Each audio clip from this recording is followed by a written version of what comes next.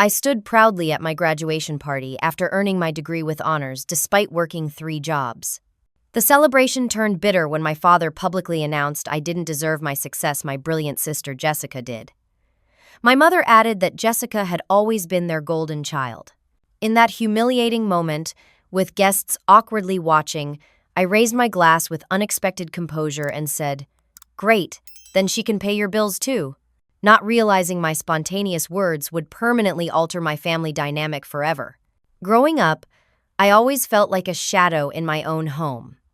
While most parents proudly displayed their children's artwork on refrigerators and mantles, my accomplishments somehow never made the cut.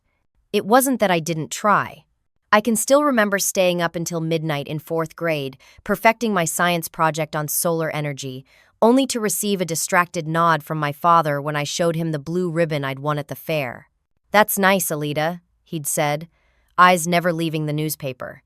"Did you see the article about Jessica's debate team making it to state?" Jessica, my sister.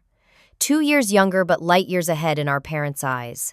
She was the golden child, the chosen one, the daughter who could do no wrong. Where I was practical and hardworking, Jessica was brilliant and effortless.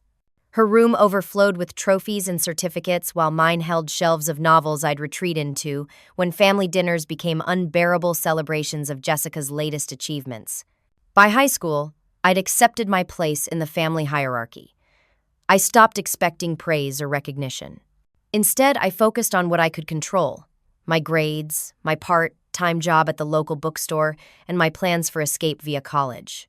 I applied for every scholarship possible, knowing that my parents' financial support would be minimal at best. "College is expensive," my mother had remarked when I brought home acceptance letters from 3 state universities. "We need to be realistic about what we can afford, especially with Jessica's private school tuition."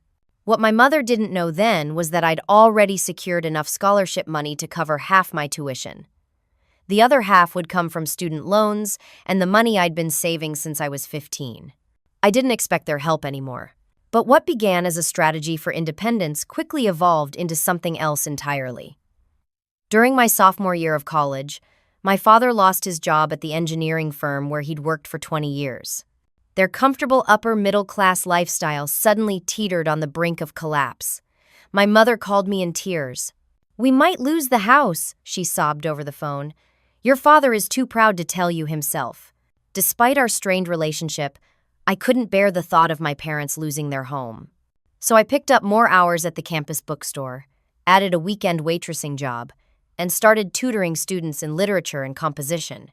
Every month, I sent home $500, sometimes more when I could manage it. "It's just until Dad finds another position," my mother assured me, accepting my checks without question.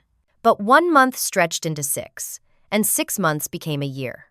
By my junior year, I was essentially paying my parents' mortgage while carrying a full course load and maintaining a 3.8 GPA.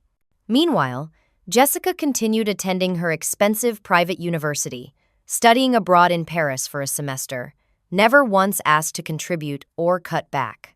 "Your sister's education is an investment in her future," my father explained when I gently suggested Jessica might work part-time too. "She needs to focus on her studies." "You've always been the practical one, Alita. You understand how the real world works." What they really meant was that Jessica was too valuable, too special, too full of potential to be burdened with something as mundane as work. Unlike me. I might have continued indefinitely in this role had I not discovered the truth about my college fund. It happened during winter break of my senior year. I was searching for some tax documents in my father's home office when I found the statements. Years ago, my grandparents had established modest college funds for both Jessica and me. Mine had been emptied 3 years earlier, right around the time Jessica spent that semester in Paris. My hands trembled as I read the transfer details. My entire college fund, $22,000, had been redirected to a study abroad program that Jessica described as totally life-changing while I worked 3 jobs and took out loans that would follow me for decades. I confronted my parents that night, standing in their kitchen with the statements clutched in my hand. "You needed student loans anyway," my mother said dismissively. "Jessica's program was a once-in-a-lifetime opportunity." And my education wasn't? My voice cracked with emotion. My father sighed heavily. Alita, be reasonable. Jessica's been accepted to an Ivy League graduate program. Her Paris experience was crucial for her application. Your degree in marketing from a state school didn't require those kinds of credentials. I left their house that night with a clarity I'd never experienced before. For years, I'd been telling myself that if I just worked harder, achieved more, proved my worth, they would finally see me. But standing in that kitchen, watching them casually justify their betrayal, I understood that nothing I ever did would be enough. Not because I was lacking, but because they had decided long ago which daughter deserved their investment. The revelation should have crushed me. Instead, it fueled my determination. I returned to campus for my final semester and channeled all my hurt into my studies and my job search. By the time graduation approached, I had secured a position with a boutique marketing firm in the city, lined up an affordable apartment with a roommate, and made plans to finally prioritize my own life. All that remained was the formality of graduation and the obligatory family celebration my mother insisted on hosting. "We're so proud of you for finishing college," she'd said over the phone, as if it were a minor accomplishment, as if I hadn't done it entirely on my own while supporting them.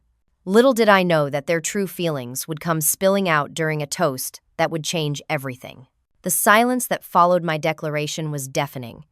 20 pairs of eyes darted between my frozen smile and my father's reddening face. My mother's champagne glass hovered halfway to her lips, her expression caught between shock and fury. I hadn't planned those words. After 4 years of biting my tongue, of accepting their dismissal, something inside me had finally snapped. All those nights studying after double shifts, all those weekends missed with friends because I was sending money home instead of living my college life, it all culminated in that single, defiant moment. "Alita," my mother recovered first, her voice a harsh whisper that somehow carried across the backyard. "What a horrible thing to say. Apologize to your father immediately." Guests began shifting uncomfortably, suddenly fascinated by their cake plates or the garden landscaping anywhere but the family drama unfolding before them. Jessica stood beside our parents, her face a mask of righteous indignation. "This is so typical," she hissed. "You always have to make everything about yourself, even your own graduation party." I placed my champagne flute carefully on the table, surprising myself with my steady hand. "I think I'll head out now. Thank you all for coming." As I turned to leave, my Aunt Linda stepped forward. My mother's sister had always been kind to me, but we weren't particularly close. She lived 3 hours away and visited only on major holidays. "I'll walk you out, sweetie," she said, looping her arm through mine with a grip that brooked no argument. Outside, away from the stunned party guests, I finally let the tears fall. "I'm sorry," I mumbled, fumbling for my car keys. "I shouldn't have said that. Not there. Not like that." Aunt Linda's hand covered mine, stilling my trembling fingers. "Listen to me, Alita. I've watched how they treat you for years, always comparing you to Jessica, always making you feel less than. What you said back there, that's the first time I've ever seen you stand up for yourself." Her words only made me cry harder. "I've been paying their mortgage for a year," I confessed, working 3 jobs while Jessica traveled and partied and never once had to worry about money. They took my college fund and gave it to her, and they still had the nerve to stand there and say I didn't deserve to graduate. Linda's face darkened. "They've been taking money from you? How much? $500 a month? Sometimes more?" "Since Dad lost his job." She pulled me into a fierce hug. "Come stay with me tonight. Don't go back in there." I shook my head. "I need to pack my things. My new apartment isn't ready for 2 weeks, and I'd planned to stay with my parents until then." "Then I'm coming with you," she said firmly. When we returned to the house an hour later, most of the guests had departed. My parents and Jessica waited in the living room, like a tribunal prepared to pass judgment. My father stood as we entered, his face still flushed with embarrassment and anger. "You humiliated this family today," he began, but Aunt Linda cut him off. "Jim, I suggest you sit down and listen for once in your life." Her voice carried an authority I'd never heard before. "Alita has been supporting this household for over a year, working 3 jobs while maintaining honors grades. And how do you repay her? By telling her she doesn't deserve her success? My mother gasped. She told you about the money? That was a private family matter. She shouldn't have had to tell me, Linda snapped. You should have been shouting from the rooftops how grateful you were for her help. Instead, you've been pretending everything is fine while this child worked herself to exhaustion. Jessica rolled her eyes. She's being dramatic. It's not like she's the only college student who works. You wouldn't know, would you? I said quietly. You've never had a job in your life. My father raised his hand dismissively. We've always encouraged your independence, Alita. Your sister simply has different gifts that require different nurturing. I moved toward the stairs. I'm going to pack. I won't be staying here tonight. Don't be ridiculous, my mother said. Where will you go? Your apartment isn't ready, and hotels are expensive. You're overreacting to a simple misunderstanding. Aunt Linda followed me up the stairs.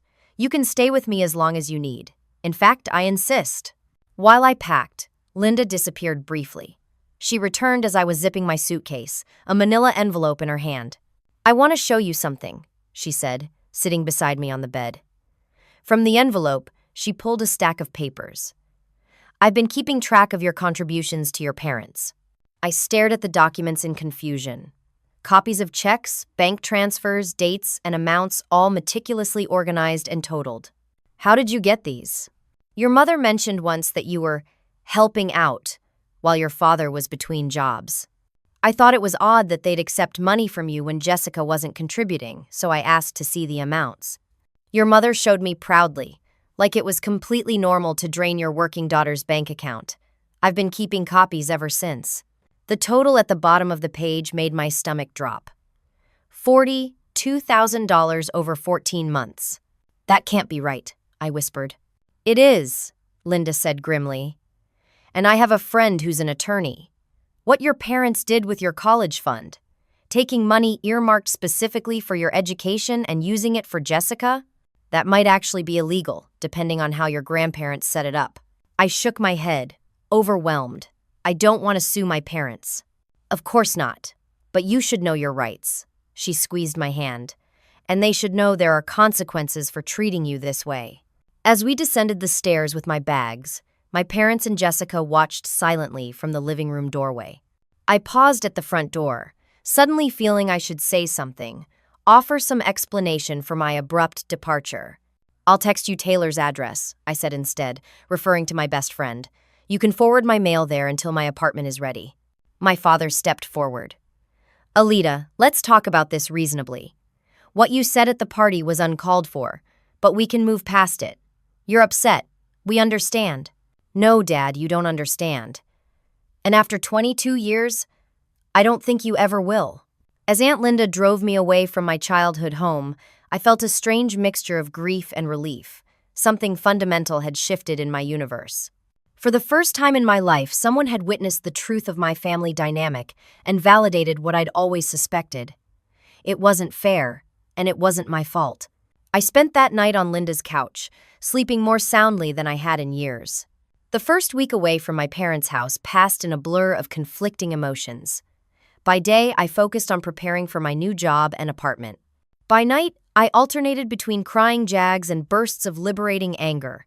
Aunt Linda provided a safe haven, never pushing me to reconcile but always willing to listen when I needed to vent. The calls began on day 3. My mother first, her voice carefully modulated to express concern rather than the fury I knew she felt. We're worried about you, Alita. Your father and I think you're making a mountain out of a molehill. It was just a poorly worded toast. When I didn't immediately agree, her tone shifted. You know, running away doesn't solve anything. You have responsibilities here. Bills are coming due. I ended the call as politely as I could, promising to think about things. My father tried next, his approach more direct. This has gone on long enough, Alita. Your mother is upset, Jessica thinks you're being childish, and frankly, I'm disappointed in your behavior. We need to discuss the financial arrangements moving forward. Your contribution has become part of our monthly budget. His words confirmed what I'd suspected but hadn't wanted to believe. They saw me primarily as an income source. The hurt was clarifying. I won't be sending any more money, I said quietly. I have my own life to build now. The ensuing silence felt heavier than any shouting. When he finally spoke, His voice was tight with controlled anger. I see. Well, when you're ready to discuss this maturely, you know where to find us. Jessica's call came last, a week after the party. By then, I'd moved in temporarily with my friend Taylor, whose parents had generously offered their guest room until my apartment was ready. Mom and Dad are freaking out, Jessica said without preamble. Dad's really stressed about money, and Mom keeps crying. Was that your goal? To tear the family apart because of one stupid comment? I closed my eyes, mentally counting to 10. That's not what happened, Jess, and you know it. All I know is that you embarrassed everyone at your party, stormed out like a drama queen, and now you're ignoring Mom and Dad when they need you. Real mature, Alita. Have they asked you to contribute? I couldn't help asking. Now that I'm not sending money, are they expecting you to help? Her hesitation told me everything. That's different. I'm still in school. Graduate school, I pointed out. Most grad students work. I did. Yeah, and you never let anyone forget it. Saint Alita, working her fingers to the bone while the rest of us supposedly live in luxury. The conversation deteriorated from there, ending with Jessica calling me selfish and hanging up. Meanwhile, Aunt Linda had been busy. True to her word, she'd consulted with her attorney friend about my financial situation. Good news, she announced one evening as we shared takeout at her kitchen table. Mark says your parents have absolutely no legal claim on your income. The $42,000 you've already given them? That was a gift, not a contractual obligation. You're under no obligation to continue supporting them. Relief flooded through me. Are you sure? Positive. Mark also looked into the college fund situation. Your grandparents established what's called a 529 plan for both you and Jessica. The money was specifically designated for higher education expenses. Your parents were the custodians, but the beneficiary was explicitly you. Using your fund for Jessica's study abroad program was technically misappropriation. My stomach twisted. So they did break the law. Linda nodded grimly. They did. Mark says you could pursue this legally if you wanted to, but he understands that's not what you're after. She was right. Despite everything, the thought of taking my parents to court made me physically ill. They had betrayed me, but they were still my family. What should I do? I asked. Focus on your new job. Find your apartment. Build your life, Linda advised. Let them figure out their financial situation without you. They're adults, Alita. They managed before you started helping, and they'll manage now. I tried to follow her advice. The following Monday, I started my position at Jackson and Murray Marketing. The work was challenging and exciting, the office culture welcoming. For 8 hours each day, I could almost forget the family drama swirling around me.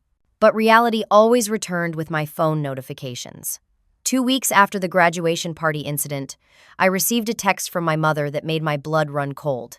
Jessica lost her research assistantship, coming home to live with us until she finds another position. Your father still hasn't found work. We're going to lose the house, Alita. Is that what you want? I showed the message to Linda during our weekend lunch. Classic manipulation, she said, shaking her head. Jessica lost her position because… Mom didn't say. I pushed my salad around my plate, probably budget cuts or something. Linda raised an eyebrow. Or perhaps Jessica's attitude finally caught up with her. Either way, it's not your problem to solve. Later that afternoon, I received another bombshell.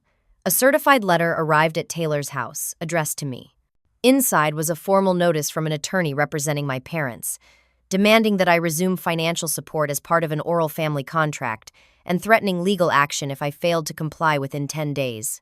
My hands shook as I called Linda. They're suing me. My own parents are suing me for not giving them money. They're bluffing, Linda said firmly after I read her the letter. No court would enforce this so-called oral contract. They're trying to scare you. Well, it's working, I admitted. Bring the letter to our lunch tomorrow. Mark will be joining us. Mark Turner, Linda's attorney friend, was a kind-faced man in his 50s, with a reassuring demeanor that immediately put me at ease. He read the letter twice, his expression growing increasingly incredulous. This is the most ridiculous attempt at legal intimidation I've seen in a while, he said finally. No judge would entertain this case for more than 5 minutes. At best, they could argue the money you already gave them was a loan, not a gift, but even that would be a stretch without documentation. So, what should I do? I asked. Nothing, he said simply. Or if you prefer, I can respond on your behalf, clarifying that there was never any contract and that all past financial support was voluntary and has been terminated. The relief I felt at his words was short-lived.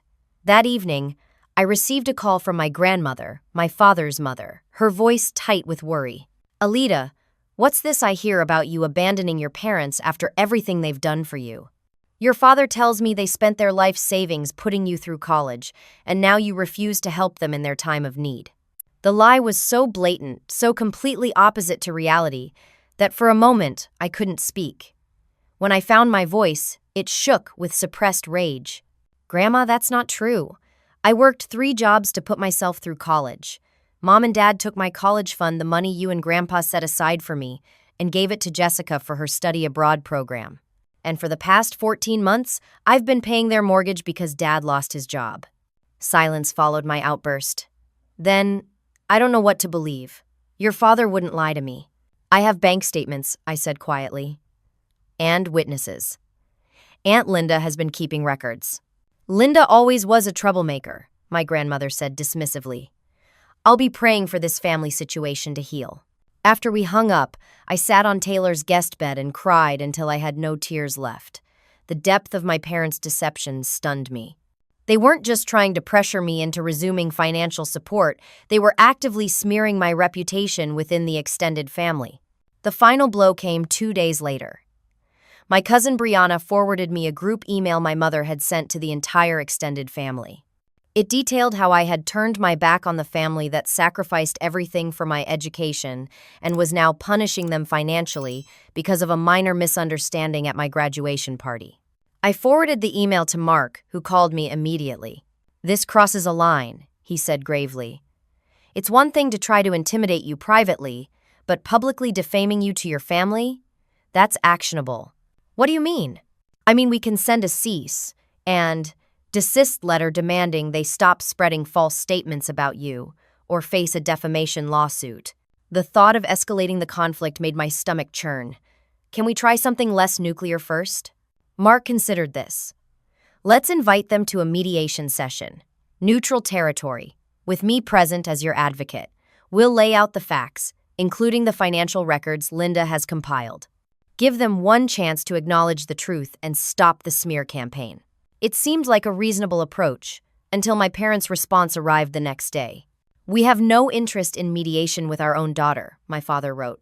"Family matters should remain private, not involve outsiders. If you continue down this adversarial path, you leave us no choice but to protect our reputation and financial security through all legal means available." That night, I couldn't sleep. The parents I thought I knew flawed but fundamentally loving had been replaced by strangers willing to lie and threaten their own daughter rather than acknowledge their wrongdoing. The realization was shattering. In the morning, I made a decision. I called Mark and authorized him to send the cease and desist letter. If my parents wanted a legal battle, I would no longer shield them from the consequences of their actions. It was time for the truth to come out. The cease and desist letter went out on a Tuesday. By Wednesday evening, the family grapevine was buzzing. My phone filled with texts from cousins, aunts, and uncles, some expressing confusion, others demanding explanations, a few offering support. I responded to none of them, following Mark's advice to let the legal process unfold without additional complications. But I hadn't counted on Aunt Linda taking matters into her own hands.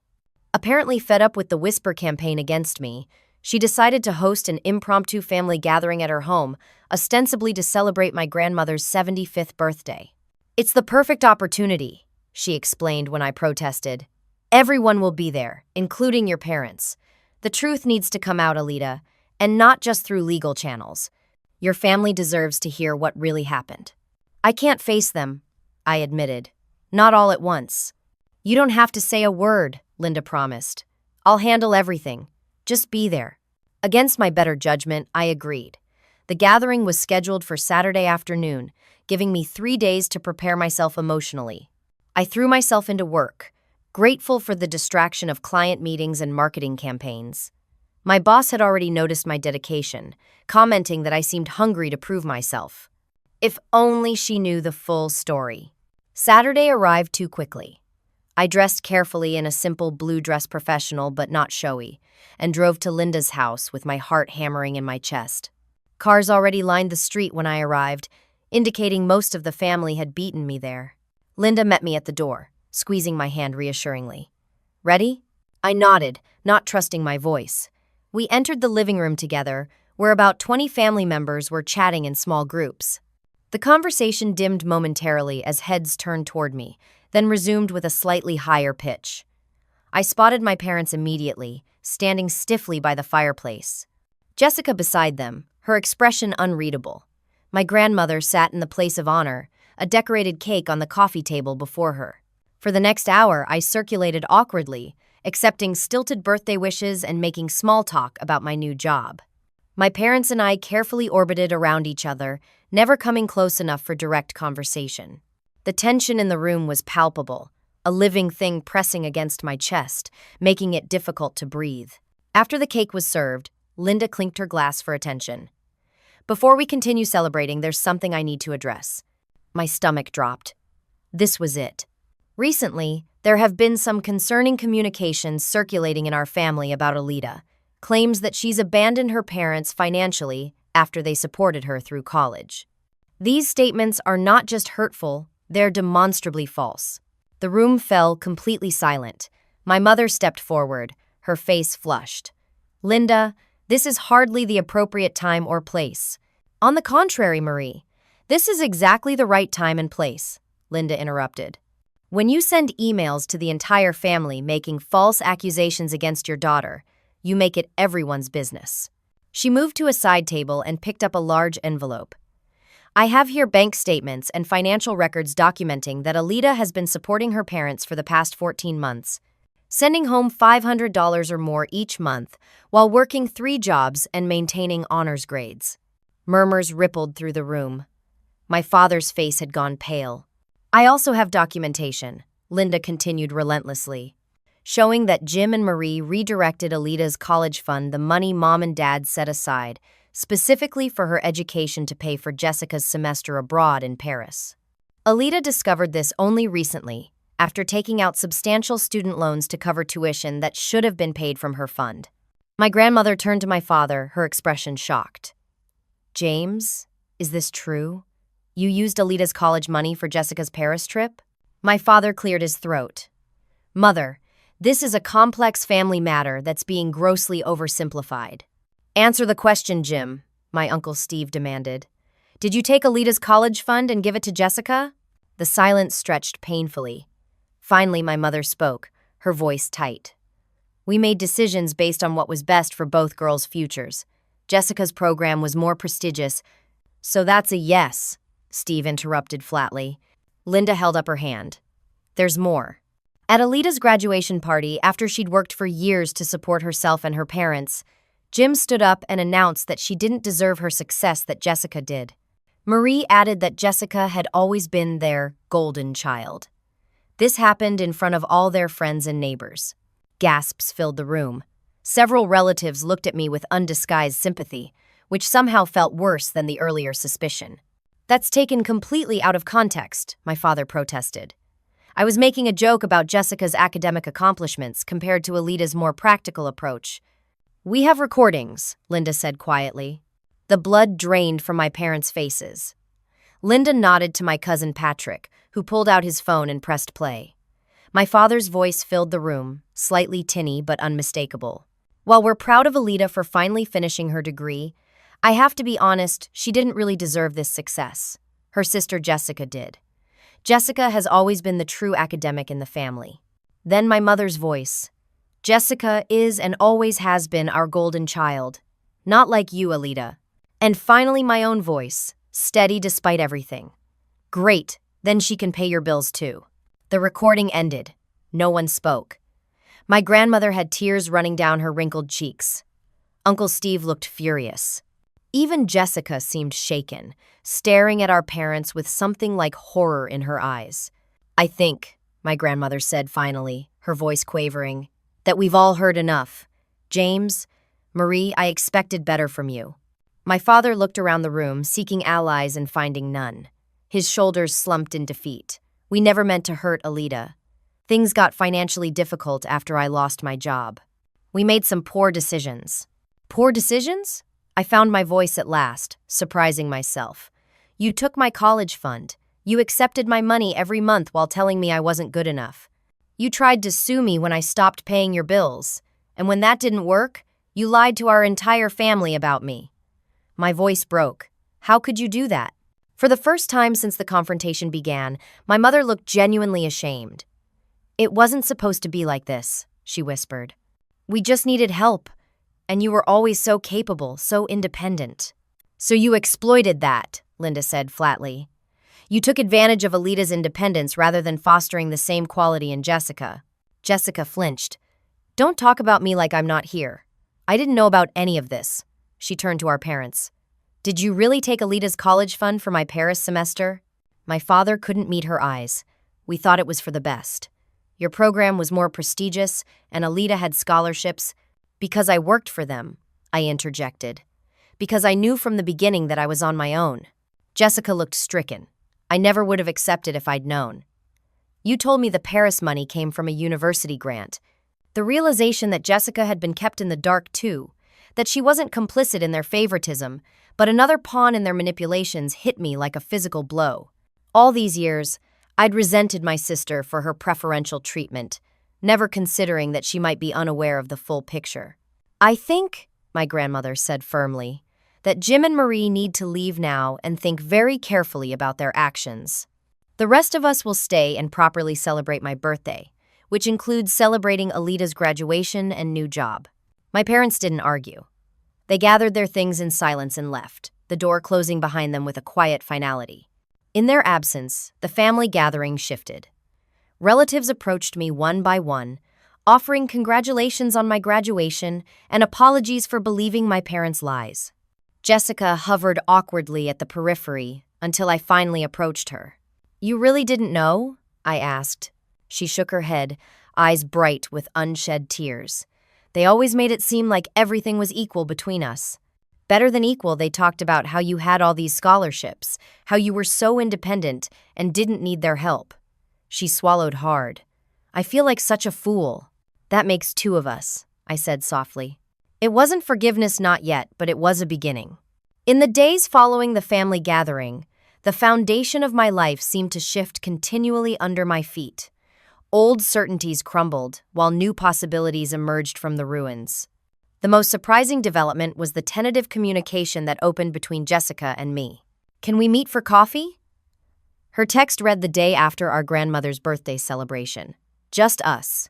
We arranged to meet at a neutral location, a cafe equidistant between her university and my new apartment, which I'd finally moved into the previous week. I arrived early, securing a quiet table in the corner where we could talk without being overheard. Jessica looked different somehow when she walked in, smaller, less confident than the golden child I'd grown up resenting. She wore no makeup, her hair pulled back in a simple ponytail, dressed in jeans and a plain sweater rather than her usual carefully curated outfits. Thanks for meeting me, she said, sliding into the seat across from me. An awkward silence fell as we ordered our drinks. Once the server left, Jessica took a deep breath. I've been doing a lot of thinking since Saturday. About our childhood, about college, about the way Mom and Dad treated us differently. She met my eyes directly. I had no idea they were taking money from you, Alita. No idea they'd used your college fund for my Paris semester. I believe you, I said, surprised to find it was true. The hurt in her eyes looked genuine, her confusion palpable. They always made it seem like everything was equal, she continued. Better than equal, actually. They talked about how you had all these scholarships, how you were so independent and didn't need their help. They made it sound like you were choosing to do things your way. I laughed without humor. I wasn't given a choice. I see that now. She wrapped her hands around her coffee mug. The thing is, I'm realizing I don't know how to be independent like you. When I lost my research assistantship last month, I completely fell apart. The only solution I could think of was moving back home. What happened with your position? I asked, genuinely curious. Jessica flushed. I missed deadlines, got complacent. My professor warned me twice, but I didn't take it seriously. I've never had to face consequences before. The admission clearly cost her pride, and I felt a reluctant respect for her honesty. After the family gathering, I went back to my apartment and really looked at my life for the first time, she continued. I'm 20, Alita, 20 years old, and I've never had a job. Never paid my own bills. Never even done my own laundry until college. She shook her head. It's pathetic. It's not your fault, I said automatically, then paused, considering. Well, not entirely. Mom and Dad created this dynamic. But I participated in it. I let them treat you like you were less important. Her voice dropped. I think part of me knew it wasn't fair, but it was easier to accept their narrative. We talked for nearly 3 hours, piecing together our separate experiences of the same childhood. For every academic honor Jessica had received, I described working after school to buy my own clothes. For every family vacation centered around her debate tournaments or science competitions, I recounted weekends spent alone while the three of them traveled. The contrasts were stark, painful to articulate, but somehow healing to finally acknowledge. I'm moving out of my apartment, Jessica announced as our meeting drew to a close. I found a smaller place I can actually afford, and I have a job interview at the campus bookstore tomorrow. That's great, I said, genuinely surprised by her initiative. Don't look so shocked, she said with a wry smile. I do have a few brain cells of my own. They just haven't been exercised much. We parted with a tentative hug, promising to stay in touch. As I walked to my car, I realized the knot of resentment I'd carried toward Jessica for years had loosened slightly. She wasn't my enemy. She was another victim of our parents' dysfunctional dynamics, albeit in a very different way. Meanwhile, my professional life was flourishing. My boss at Jackson and Murray had taken notice of my work ethic and creative contributions, assigning me to increasingly important client accounts. 2 months into my position, I was invited to lead a presentation for a potential new client, a responsibility usually reserved for more senior team members. You have a unique perspective, Alita, my supervisor explained. This client needs someone who understands both traditional marketing approaches and digital innovation. I think you're the right fit. The opportunity terrified and exhilarated me in equal measure. I threw myself into preparation, working late and bringing files home on weekends. The presentation was scheduled for a Thursday afternoon in late August, a critical moment that could potentially define my early career trajectory. That Wednesday evening, as I was reviewing my slides one final time, my doorbell rang. I opened the door to find my mother standing in the hallway, her appearance shocking me into silence. Her normally immaculate hair hung limply around her face, her eyes red, rimmed, and swollen. She wore no makeup, and her clothes looked slept in. "Alita," she said, her voice cracking. "I need to talk to you." My first instinct was to shut the door. After everything that had happened, I wasn't ready for another confrontation, but her obvious distress gave me pause. "Mom, this isn't a good time. I have a major presentation tomorrow."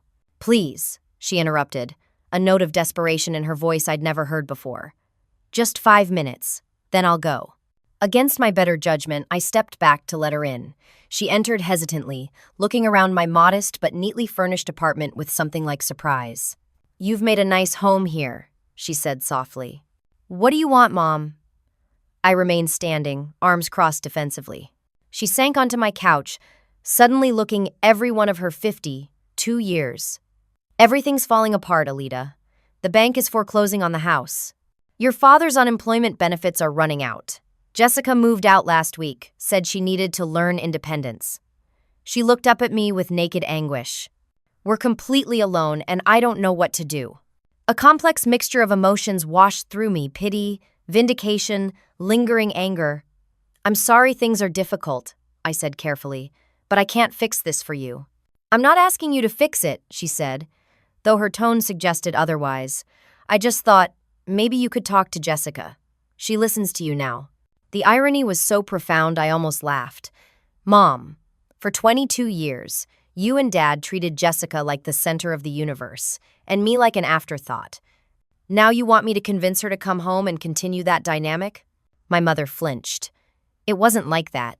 We loved you both. Differently," I finished for her. "You loved us differently, and now you're facing the consequences." Tears spilled down her cheeks. "What are we supposed to do? Live in our car?" "Your father is 60 years old, Alita. No one wants to hire him. For a moment, I wavered. Despite everything, these were my parents. The thought of them homeless, desperate, was difficult to bear.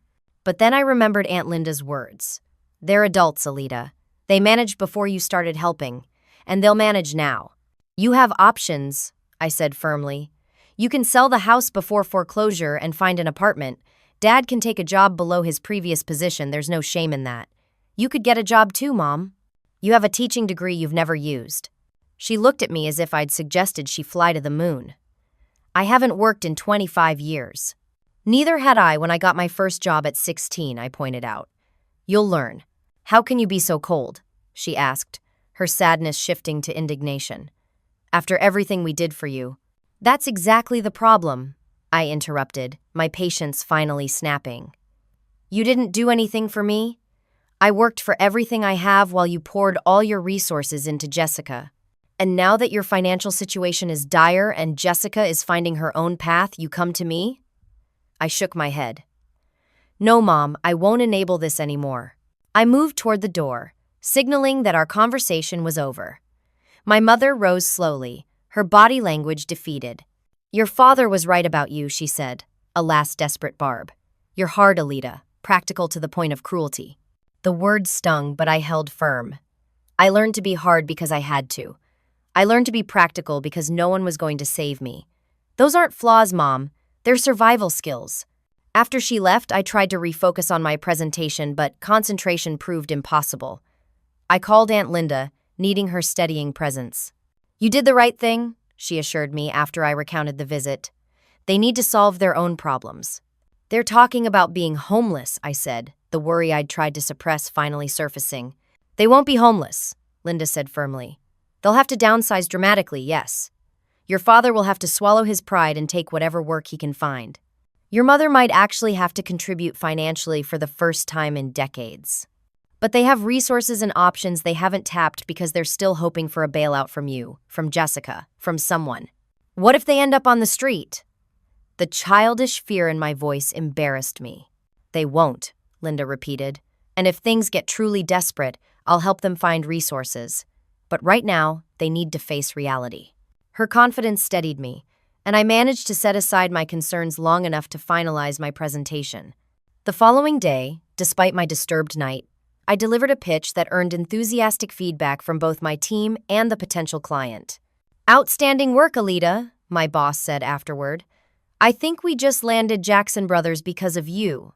The professional validation felt bittersweet against the backdrop of my family's disintegration. But as I drove home that evening, a new thought crystallized. I was creating a life that reflected my own values and efforts, independent of my family's dysfunction.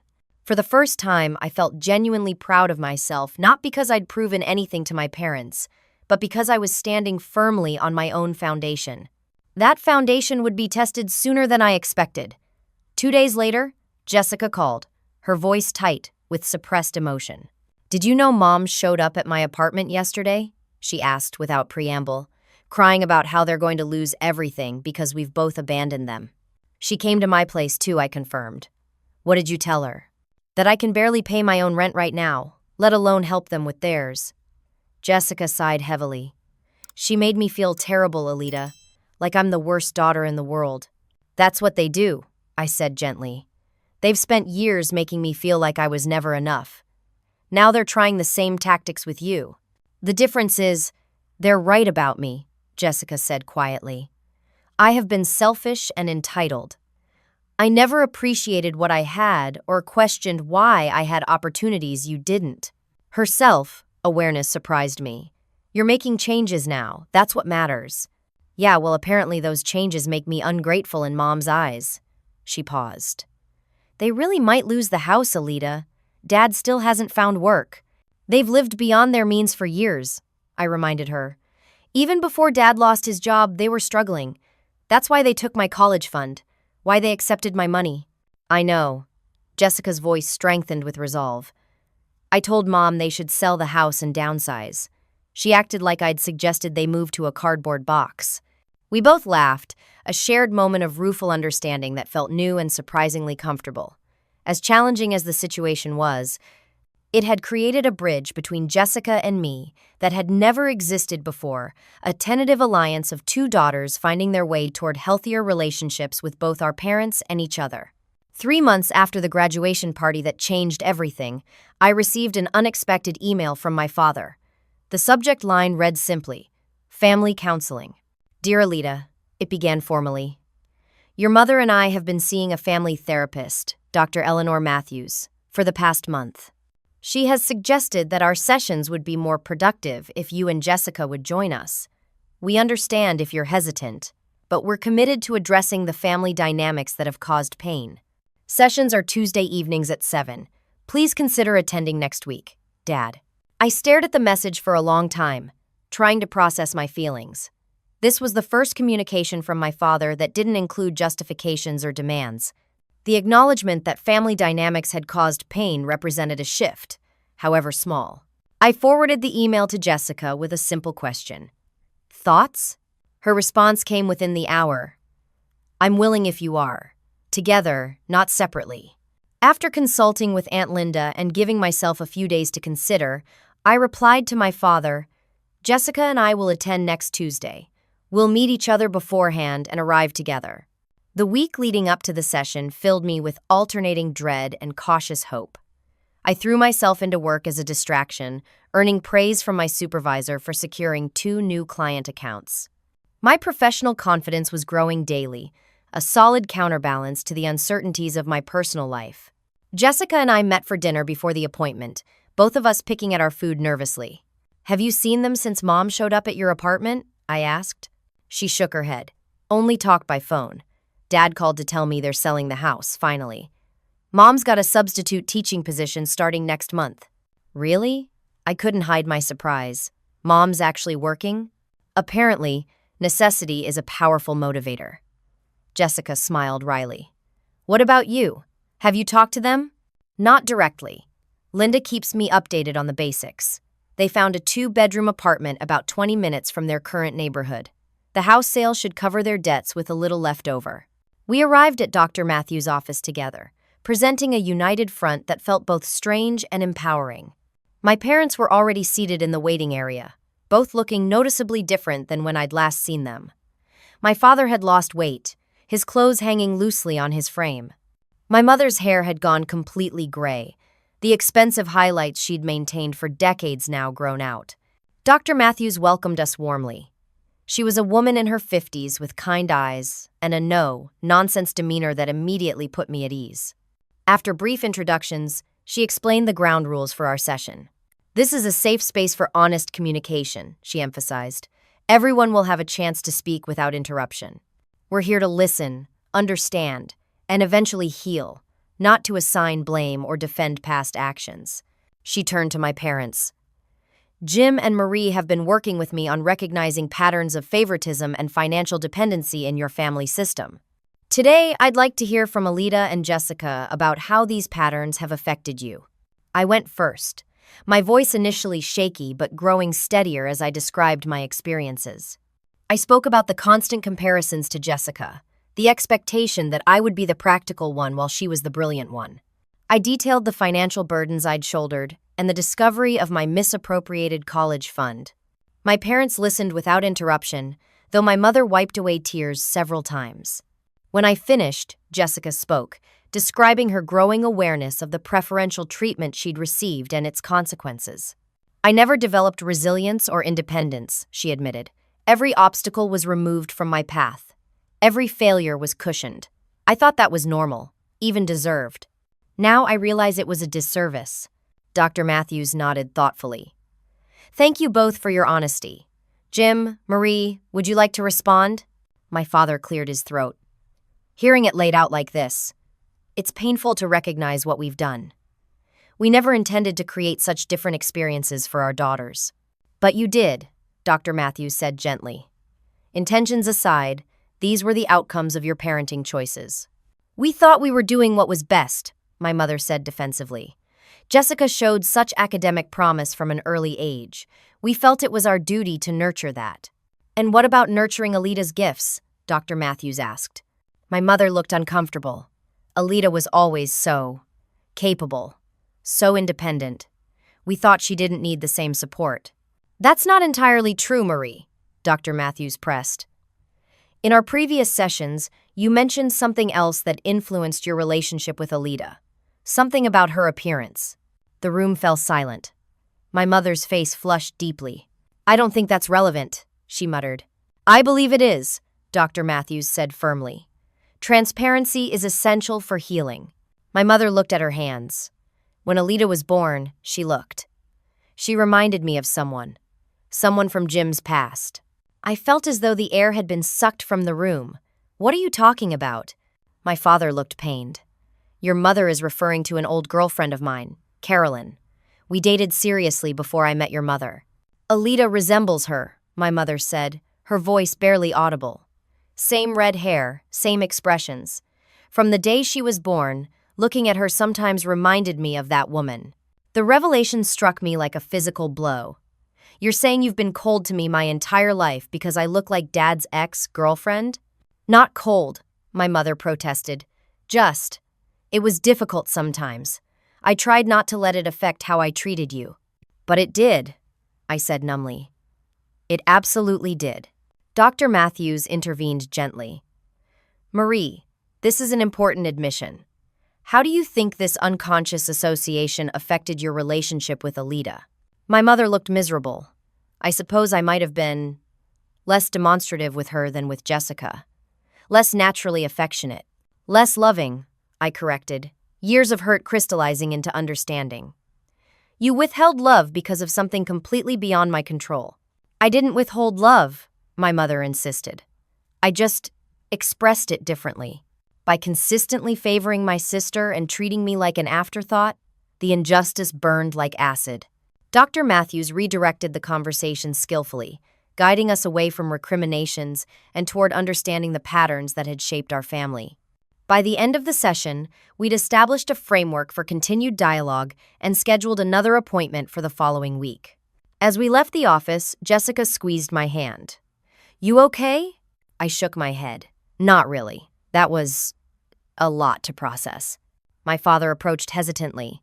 Would you girls join us for coffee? Just to talk informally? Jessica looked to me for guidance. After a moment's consideration, I nodded. Half an hour. There's a cafe around the corner. Over coffee, my parents shared updates about their downsizing process. They'd sold most of their furniture, were holding a garage sale that weekend, and planned to move into their apartment at the end of the month. My father had found part-time work as an administrative assistant at a small engineering firm far below his previous position, but a start. It's humbling, he admitted, starting over at my age, but also somewhat freeing. I defined myself by my career success for so long. Now I'm learning there's more to life than status. My mother seemed less reconciled to their changed circumstances. She spoke of the substitute teaching position with resigned distaste, lamenting the loss of her comfortable lifestyle.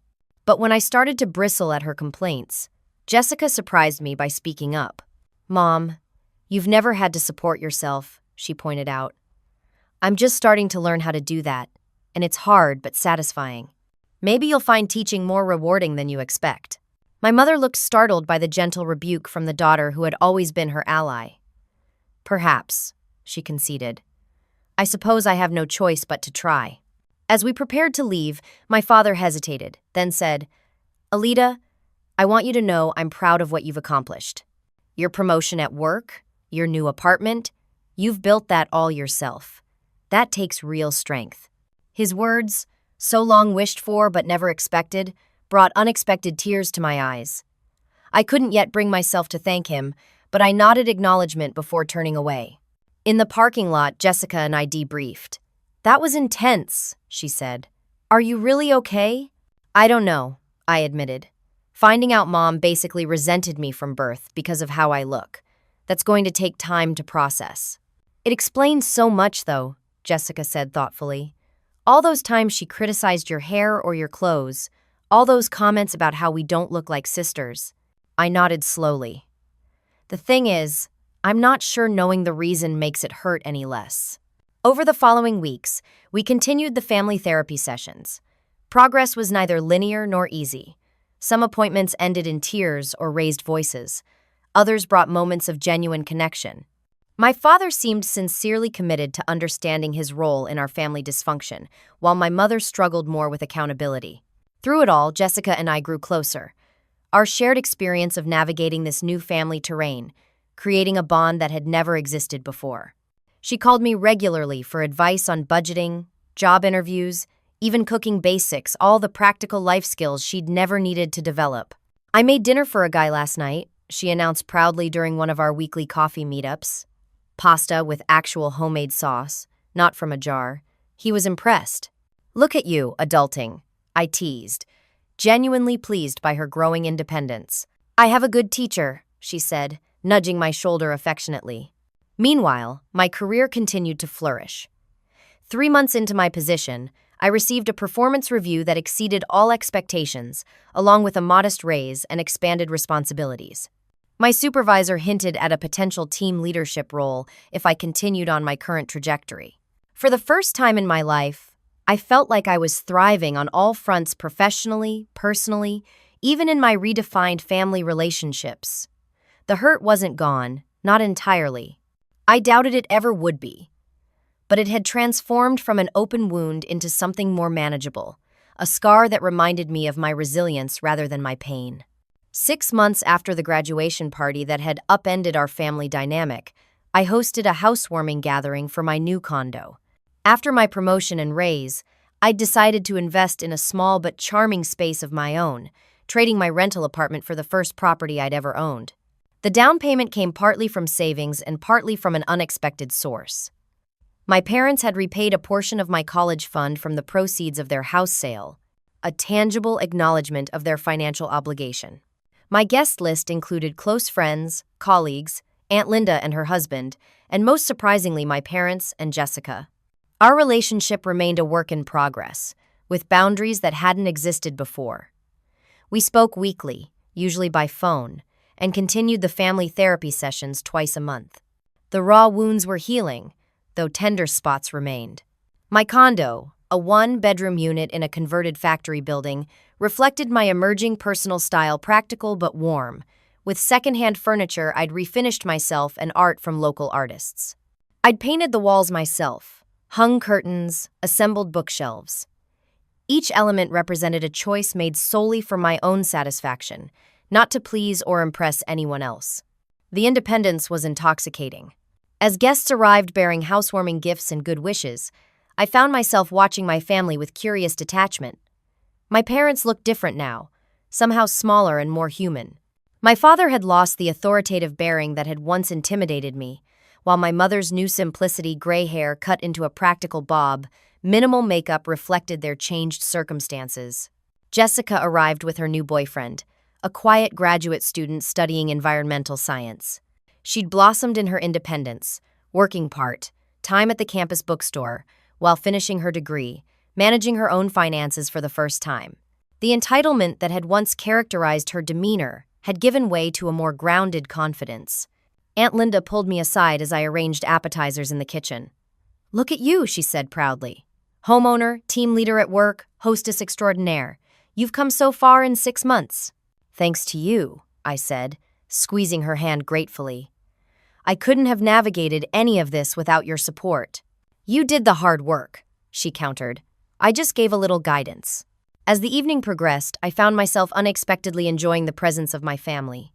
We weren't perfect, far from it, but the toxic dynamics had shifted. My father no longer dominated conversations with pronouncements.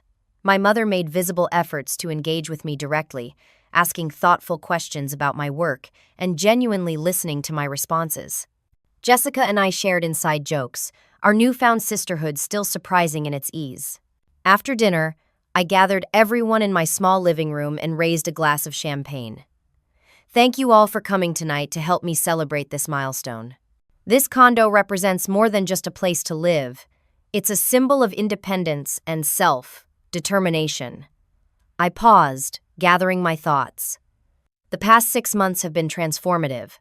I've learned that success isn't defined by other people's expectations or validation, but by staying true to yourself and your own values.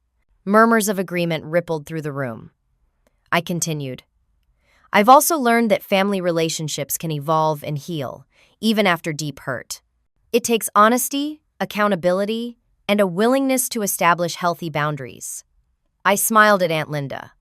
And sometimes it takes allies who help you see your own worth when others don't. The gathering broke into smaller conversations after my impromptu speech. I circulated among my guests, accepting congratulations and fielding questions about my decorating choices. As the evening wound down, my father approached me hesitantly, gesturing toward the small balcony overlooking the city. "Could we talk privately for a moment?" he asked. I nodded, leading him outside into the cool evening air. We stood side by side looking out at the city lights.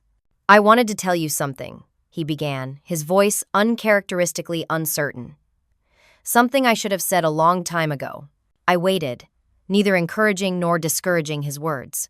"I am deeply, profoundly sorry for how I've treated you, Alita." He turned to face me directly. "Not just for what happened at your graduation party, but for all of it. For never recognizing your strength and resilience as the gifts they are. For placing unfair burdens on you while shielding Jessica from responsibility. For failing to protect you from your mother's issues." His voice cracked on the last word, and I realized with shock that my father, who had never shown vulnerability in my presence, was fighting tears. "The truth is," he continued after composing himself, "I've always been in awe of you. You're so much stronger than I ever was. When I lost my job, I fell apart completely. My entire identity was wrapped up in my career, my provider role. But you just kept going, working multiple jobs, maintaining your grades, supporting us financially. I didn't know how to express my admiration without acknowledging my own weakness, so I didn't express it at all." His honesty stunned me into silence. This was the most authentic conversation we'd ever had. "I know I can't undo the past," he finished quietly. "But I want you to know that I see you now, Alita. I see your accomplishments, your character, your remarkable capacity to thrive despite everything. And I am so very proud to be your father, if you'll still have me in that role." Tears pricked at my eyes. The acknowledgement I'd craved my entire life, delivered without qualifications or comparisons to Jessica. It didn't erase the past, but it offered a foundation for something new. "I'd like to try," I said softly. "Not as it was before, but something healthier, something based on mutual respect." He nodded, relief evident in his expression. "That's all I ask. A chance to be better, to do better by you." As we rejoined the party, I felt a subtle but profound shift within myself. For years, I'd defined myself in opposition to my family. I was what they weren't, succeeded where they dismissed me, survived despite their lack of support. But that self-definition still centered them as the reference point for my identity. Now I was creating a life that stood entirely on its own foundation, connected to but not defined by my family relationships. Later that night, after all the guests had departed, I sat alone in my new home, savoring the silence and the sense of accomplishment.